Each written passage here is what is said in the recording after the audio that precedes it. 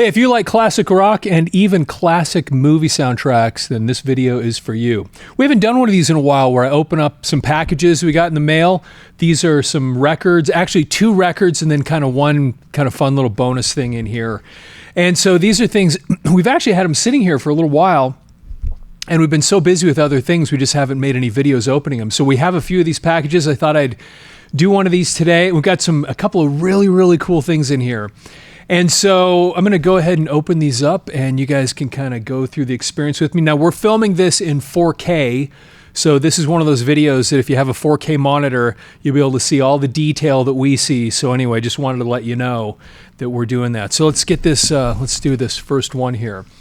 These were some records that I ordered on eBay, at least a couple of these.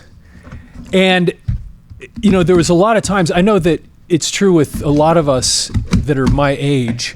We were buying CDs back at the time because we'd stopped buying records. And so now it's kind of, for me, I'm going back and buying things that I owned on CD or even some on cassette, and now getting them on vinyl. I'm always a little afraid to do this because not everybody puts protective things. Oh, that one has a little... There you go, like this, to make sure I don't start chopping through the vinyl. All right, so this one, pretty sure I know which ones these were, yeah. So this is an album that I just never, I don't think I ever had the CD, but this was a critical album in the history of rock music, especially through the 80s. And anyway, you'll know this as soon as you start seeing the color, exactly what this is. Let me move this out of the way. So this, of course, is David Lee Roth, Eat 'Em and Smile.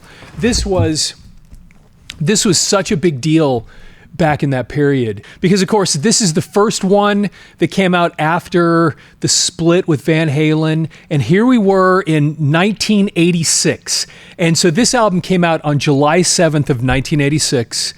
And just a couple of months earlier, Van Halen had put out 5150. And you remember this, too. It was kind of like... I mean, all of us were pretty excited about it and disappointed a little bit too that the band had broken up because Van Halen was such kind of like they'd become an institution. And by 1984, I saw Van Halen on that tour, and it was just, they were so big. They were the biggest they had ever been. That album was just huge. And then to have them just kind of fall apart after that. And so, of course, David Lee Roth goes and does Crazy from the Heat, and that came out in 1985. And then, of course, Eddie Van Halen did the guitar solo for Michael Jackson in the song Beat It. And you have just some of those things that just created these little rifts in the band. And so Ted Templeman had gone with David Lee Roth and had done Crazy from the Heat. And then when the official split kind of happened, Ted went and worked with David Lee Roth and actually produced this album where he stopped working with Van Halen and didn't produce 5150 because Ted Templeman had done everything prior to that. And so then he went off and joined David Lee Roth and did this album. And then that was the last time that he worked with David Lee Roth, anyway, it was just such a strange time, especially because we were all pretty excited about the idea. Well, I don't know all, but I was, about this whole idea of Van Halen and Sammy Hagar, because I loved Sammy Hagar and I loved Van Halen. And so I was kind of excited about what they were going to do. But I don't know, to be honest with you, 5150, I liked it. I have it. I mean, I bought this stuff. I got it immediately when it came out because I was so excited. But it was a little bit of a letdown because I was just kind of used to Van Halen being Van Halen. And so it just wasn't, I don't know, I didn't enjoy it as much. And then this one, Eat 'Em and Smile, which arguably kind of kept more to the Van Halen sound. Huge album, sold really, really well, super famous, but it still wasn't quite Van Halen for some reason. It didn't have the same magic, but it was still awesome. And I loved this cover because this was just such classic, like crazy David Lee Roth kind of stuff. And interestingly, he said, I think in one interview, that he had intended the songs that were on this album to basically be a soundtrack for a movie he was going to make called Crazy from the Heat. And it was kind of funny because he started. You see all those music videos that he started doing, and David Lee Roth kind of got excited about filmmaking and had all these plans of things he was going to do, and they never really materialized. But he had a real gift for it, because you look at some of those music videos that they put out, and they were like really funny and super clever. I mean, the stuff that he did for this album was pretty cool, and it was a lot of fun and very entertaining. And so, and anyway, so you remember this image from that. And then let's see here. Then you flip it over, and of course, just kind of, he was just such kind of looks like this was a cutout. I sometimes don't look very closely when I buy these things. It's not a big deal, but anyway. So this was I just never had this album on vinyl, so it was kind of cool to get there. And there you go. It says right there, produced by Ted Templeman. And then you remember, I mean, it had so many cool songs on here. Yankee Rose. I remember the first time I heard that. And then that's when a lot of people got introduced to Steve Vai, because not a lot of people knew about him before this. I happened to, kind of on accident, because I was a guitar player and had some friends that had a cassette tape of something called Flexible. And so I'd heard some of that stuff, and I was like, wow, this is kind of... it was pretty amazing. And then I knew about him, and then he played with the band Alcatrazz, and Graham Bonnet was the singer for Alcatrazz, and I actually saw Alcatrazz in Denver, Colorado, with a band opening up for them called Odin, Odin. And I think a lot of people had big hopes for them, because I think the singer for Odin even appeared in the Decline of, what was it called? The Decline of Western Civilization Part 2. I think, is that what it was? I think they actually had the singer for Odin in that show. And they were pretty cool. I have their record. We should maybe talk about them sometime, because they had a couple of cool tunes on there. And anyway, but Steve Vai. So I saw Steve Vai playing with Alcatrazz, with Odin opening up, and he was just awesome. And then the next time, though, the world really became introduced to him was on this record. And then you hear him play, and you just think, what in the world? This guy was so amazing, at the beginning of that tune, and you start hear the noises he's making, and it was a little bit reminiscent of Eddie Van Halen. And of course, David Lee Roth had to have somebody like that to fill those shoes, and Steve Vai was just amazing. So that was it was a good fit for the kind of music that David Lee Roth was going to do. And then of course, Steve Vai went off later and played with Whitesnake, which I thought was such a strange fit. Didn't really, I don't know, I didn't think that worked very well. But anyway, it was just cool for me to finally get this on vinyl. And then Gary is a huge fan of this stuff too. So I think he and I will do some videos where we talk about this record sometime in the near future. Okay, this next one, you can tell this one is not a record. I don't think this one's not a record. You can tell by the size. I know what's in this one, and I was really excited to get this. And I thought this would be fun, similarly for me and Gary to do a show on sometime. So let's get cut into this thing. This one I'm pretty excited to get my hands on. I was just kind of going through eBay. I just get on eBay and I just think, what would be fun to do a show on? And I started going through some different things, and I thought, ooh, this would be, I'm cutting towards myself. All right. I'm very, very excited for this. This is going to be a fun one to do a show on. And every once in a while, we get around to doing the shows. You've seen some of them. All right. They've got this in some sort of, looks like somebody went into the kitchen and got the plastic wrap out. Send this. All right. We are almost in. Yep, this is cool. I am super, super excited about this. Now, back in 1996, of course, Kiss got back together, went on that big tour, and you all remember that. And of course, I'm a Kiss fan. And so, but I did not go. I remember when all that happened, and I don't remember why I didn't go, but I did not see them on that tour. I've seen them since, I think a couple times, but I didn't go when they did the original reunion. And so I was just going through eBay looking for things that I could do videos on, and I came across this, and I thought, oh, that'd be kind of a fun thing to do a video on. And what it is the tour program from that tour. And I'm imagining a lot of people that are watching this right now actually saw this tour. I know that we have a lot of Kiss fans that watch this channel. And so, boy, they got this all wrapped up with the kitchen wrap all the way inside. So I saw this, and I saw some of the pictures that they had in it, and of course I didn't go to the tour, and I never bought a lot of tour books. I can't remember what ones, I bought one when I saw the band Loudness. I have their tour book up in storage somewhere. I'll have to break that out sometime. But look how big this is. I saw this on eBay, and I thought, that is really cool. And it's got the embossed thing, and of course that, it's a little bit reminiscent of the kind of rock and roll over circle. I don't know if they intended that, but Alive Worldwide, 1996, 1997. And then flip it over, and they've got the fake the fake signatures. But I thought this would be pretty cool thing to have. And it just and it looked like it had it was pretty big. Like there's a lot of stuff in here. And it had, what I noticed is that it had a lot of pictures from the old days.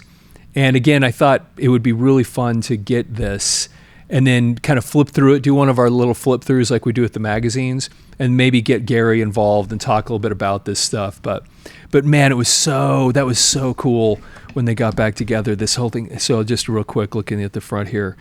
So this is pretty awesome. And this is when Paul had that kind of bandit, I think they called it the Love Bandit. Wasn't that what it was? Makeup that they had originally. Of course, there's Bill Aucoin right there. There's Neil Bogart. I don't know, who is this? Joyce Biowitz. I don't know. But anyway, look at that. Look at these guys. You can even just looking at them in the makeup, just telling how young these guys were. It's incredible just looking at this stuff. But man, this goes way, look at here, January 8th, 1974. So pretty cool. Anyway, so this is going to be, and then this is obviously the newer picture of them from back at that time. Now and forever. Anyway, this is going to be really, really fun to go through. So Gary doesn't know I ordered this, so he's actually coming in as I'm filming this. He's coming in later today to do some filming. And maybe, I don't know if we'll do the video on it today, but he'll be excited to see this. So, okay, this last one I'm weirdly excited about. And this is actually a soundtrack. I know what's in this one. And I didn't buy a lot of soundtracks when I was a kid. There were a few, matter of fact, I think I might have bought the heavy metal soundtrack. I know I have it on vinyl now, but I don't know that if I had a CD of it or something at one point. But I don't remember what else. I bought the Fastway Trick or Treat soundtrack, of course, but I mean, that was really, for all intents and purposes, that was just a Fastway album. But it was this Trick or Treat soundtrack. And I don't remember, there weren't a lot of those things that I picked up, but there was one soundtrack that I bought on CD. It was one of the first CDs that I bought. You know, when a lot of us started getting CD players back in the early to mid 80s, you know, I was still buying records, and mostly records, but I started buying a few CDs here and there. I think one of the very, very first CDs I bought was Dark Side of the Moon. I think a lot of people, that was one of the first things they picked up. And it was just, if you remember hearing that on CD for the first time, especially if you'd always had kind of a cheap record player, it was just mind-blowing. You know, when you get to the song Time, you have all the clocks and things in there. I mean, everything on that album, Dark Side of the Moon, just sounded so incredible. Like I said, especially if you'd never had, I mean, come on. I was a teenager. I didn't have great turntables. They were very, very average. I didn't have any great style. Just very, very average stuff. So it just never had that amazing sound that you could get from a CD if you'd always had kind of cheap equipment, right? But this particular soundtrack was one of the early CDs that I bought when I was buying them, and I don't remember why I bought this on CD, but I did, and I really, really loved it. And this is kind of a fun thing to get my hands on. Man, like I said, I got to be careful here. Just never know. I've damaged a few things in the past. Yeah, see that? They don't have this covered up very well, it looks like. So some of you are maybe already telling what this is, but I bought this on CD, and there was just so much cool stuff on here. But like I said, I don't remember why I bought it, but why I bought it on CD as opposed to an album. But I know why I bought it as a soundtrack, and I'm gonna bust this out and I'll kind of explain when I get it out here. And you can probably already tell what this is. This is, here, flip it over. Now you can tell for sure. This is the Rocky IV soundtrack. Now, why in the world would I buy this? I actually don't remember exactly all my reasoning behind it, but first of all, I mean, come on. This movie came out in 1985, November 27th of 1985, and I got to be honest with you, I loved this movie. I don't know if I would love it today, because it was there was some silliness to it, but I think I took a date and saw this movie, and it's one of those things, if you remember seeing this at the very end of the movie, you're like, oh my gosh, and it was just, the energy of the whole thing was so incredible. But what really, somehow, I got really interested in somewhere between Rocky III and Rocky IV. The memories are hazy how all this stuff happened, but I got really into the band Survivor, and it might have actually been because of this album. I don't know, but what got me was I heard this song "Burning Heart," which is the first song on this album, and of course "Eye of the Tiger" is on here too. There it is right there. And Burning Heart is, classic Survivor. Well, I shouldn't say classic. It's classic in the sense that it's Jim Pederick and Frankie Sullivan wrote it. And they were the two guys that did kind of all the Survivor stuff. But this was the first time that we would hear Jimmy Jamison, because they had a different singer before him that was the one that sang Eye of the Tiger. And so, and a lot of people don't know that after that album, after Eye of the Tiger, he was gone, and then they brought Jimmy Jamison in because he got throat nodules and he had to quit singing for a while, and then Jimmy Jamison became their singer on the album Vital Signs, and I have all of them, and the one after that. But I started getting interested in them, and I went back and I started buying all the records even before Eye of the Tiger. And I just loved them. I thought they were so great. They had so much great stuff. And so for some reason then, because of that, I thought, you know what? I love this. And they didn't, unlike Eye of the Tiger, which ended up on a Survivor album called Eye of the Tiger, they didn't do the same thing with Burning Heart. If you wanted that song, you had to buy the single or you had to buy the record or the CD. And so I bought this, and I think it might have been just because it had that song, plus it also had Eye of the Tiger, and it also had another tune on here that I really, really loved. So although even with kind of there were a couple songs on here that were just a little bit silly, I think. They were the kind of things that you would almost expect on a training montage in a South Park episode.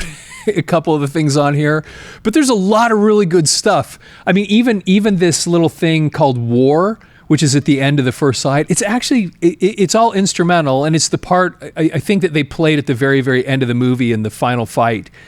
It was a really cool piece of music. So they had Burning Heart, which was Survivor. They played Eye of the Tiger, which was Survivor. The Hearts on Fire, I didn't think that was really any good. But then they had a couple of interesting things. Kenny Loggins was on here, and it's funny because Kenny Loggins, a lot of us knew him for soundtracks because he did I'm All Right, on Caddyshack. He had done the song on Top Gun, and so he just kind of had, we knew, and he'd done this. And so he kind of became known for some soundtrack tunes. So it was kind of interesting to see him on here as well.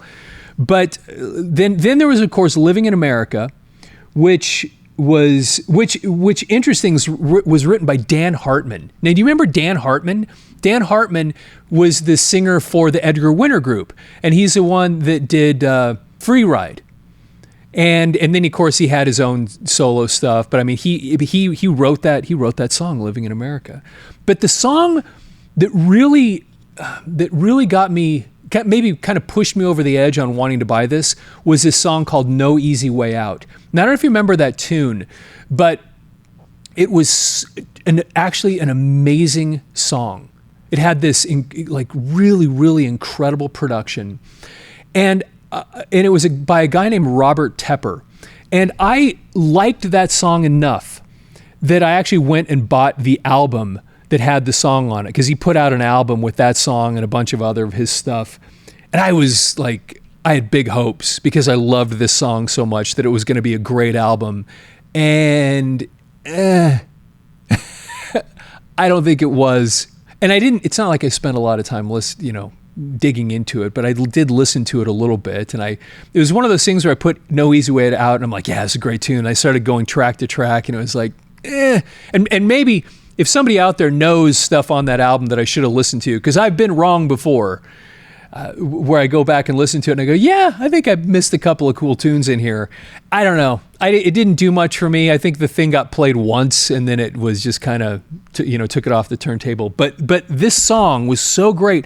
And part of the reason I loved it was when you played it on a CD, especially because of how quiet, the CD format was, because you're not hearing any crinkle, crackle, pop or anything like that. I remember putting it on, and I had this this pretty powerful amplifier. Even though my turntable was cheap, I had a pretty nice amp, and I had killer speakers. I had these Klipsch Cornwalls speakers. I mean, they're like monster things, big 15-inch woofers and then horns. And man, they would make some noise. They would wake up the neighbors. They were incredible. And it was amazing when I would put that song on, because you'd put it on CD, you'd have it on a CD and you forward to that one and then pause it for a second. You say, hey, come in here and listen to the song. And then you'd turn it up really loud and hit play, and it was dead silent. Then all of a sudden, crack. And if you remember the beginning of that song, that's how it starts. It's just this hit. And it will, if you're not ready for it, it'll scare the heck out of you. And this one did. And I did that to a few people back then, because those speakers, those Klipsch speakers would just cut right through you. They were amazing. Anyway, so this album, it actually went platinum, amazingly. It's a soundtrack. It had this new song called Burning Heart, which actually Sylvester Stallone, hoping to maybe hit, strike lightning twice, where he had Eye of the Tiger in Rocky III, which ended up being this monster hit. I mean, even today, people know the song Eye of the Tiger. That's how big that was back in that time.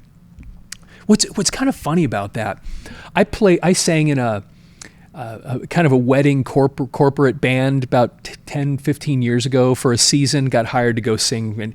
And I was amazed. They gave me the song list, and it's a bunch of stuff I didn't, whatever. It paid well. We'll just put it that way. But one of the songs that we would go play at these dances and weddings, believe it or not, was Eye of the Tiger. I was shocked when they showed me. So I had to learn how to learn Eye of the Tiger. I thought, you got to be kidding. That? I mean, this is 30 years after the movie, and we're going to weddings where you've got kids that are like 21, 22 years old that are wanting to dance, and we're playing Eye of the Tiger. And amazingly, they knew what they were talking about, because we played it. I mean, I had fun with it just because I like the song. We played it and everyone goes crazy. And it was just funny that song was just such a big deal. And when they wrote it, I can't remember, it was Frankie or Jim was talking about the writing it, but you were there and then digga bop, bop, bop, bop. The thought behind that was it was kind of like the hits, the strikes. And they really, they really did it with that song. It was so powerful. But for me then, it was this Burning Heart was so great. And so Sylvester Stallone actually went to Survivor and said, we did it with Eye of the Tiger. Do you think we can get another one like that? Can we get another hit for the next movie, Rocky IV? And then that's where Burning Heart came from. And then if you listen to the lyrics, they really crafted that song for the narrative of this movie, because it says, what does it say in there? Two worlds collide, rival nations, and that was the idea, that they really kind of created a song for the movie. So Burning Heart didn't, of course, have the timelessness of Eye of the Tiger, but still, it was a really good tune. And so anyway, they did in some ways kind of hit it out of the park 2 times in a row with Rocky III and then Rocky IV. But anyway, I actually I have fond memories of this soundtrack, like I said, because I owned it on CD and I loved some of these tunes on here and I played it a lot. And so I thought it'd be fun sometime to do kind of a soundtrack show and just talk about this record and some of the cool things about it. And so anyway, so those are a couple cool things that I picked up. So we have the Rocky IV original motion picture soundtrack. What a classic picture too of Rocky. Man, were those movies, especially when you're a young teenager, were they just not awesome? I mean, especially 3 and 4 especially were just, I just loved those things. So anyway, so we've got that. We got the Kiss tour book, which we're going to go through in the near future. And then, of course, the first one, which we opened up, David Lee Roth, Eat 'Em and Smile. Now, there's one kind of funny thing. I originally bought this a couple of months ago. And sometimes we buy these things and we set them down and then it takes a few weeks to get to them. And so I had a few records stacked up and I knew what was supposed to be in it. And so I got it out and I started making a video where I was going to open up records, and I just had a couple of them sitting here. So I grabbed one and I started opening it up. And as I opened it up, I see, and I'm going to show you right now what was inside the package. So this was the package right here. And I'm making this video opening up these records. And so I was expecting, I had 3 records stacked up and I was like, I think this is the David Lee Roth one. I knew which 3 I had. So it was the first one I started opening, and I opened it up and I saw this. And I thought, what in the world? Anyway, so I opened this up and I dig through and I go, this is supposed to be, I think, David Lee Roth. And I kind of open it up and I don't see any record that I recognize. I thought maybe I was making a mistake on what package was what. And so I look at this and I think, well, wait a minute, Riot, and I'm a fan. If you follow this channel, I'm a fan of the band Riot. And I thought, did I order something, some oddball thing about Riot that I don't remember? And I just didn't know what package I was opening up. And then I flip it over and I go, now wait a second. What is this?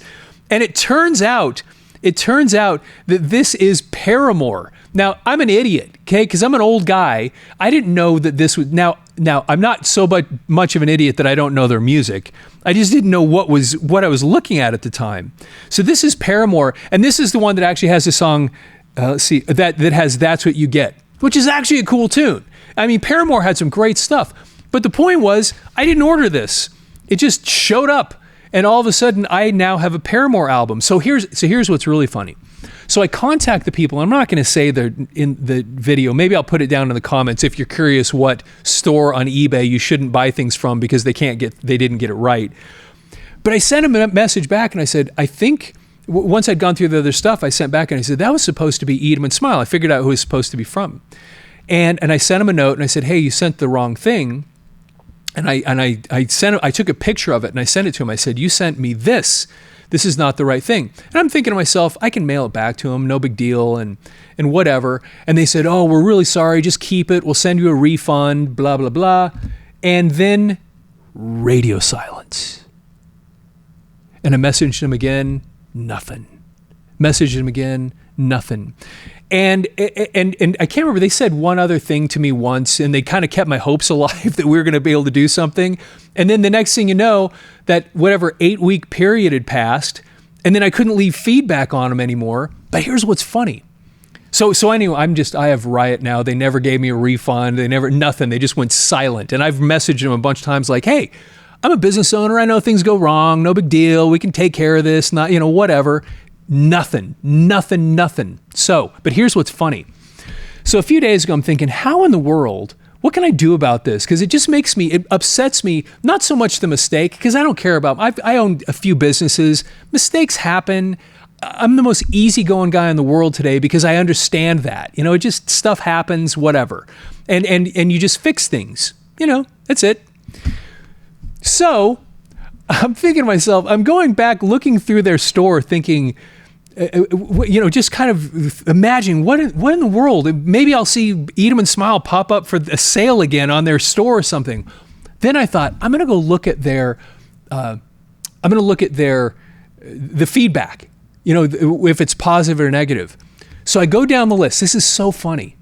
So I'm going down the list, positive, positive, positive, positive, positive, and then this one that's just bright red negative.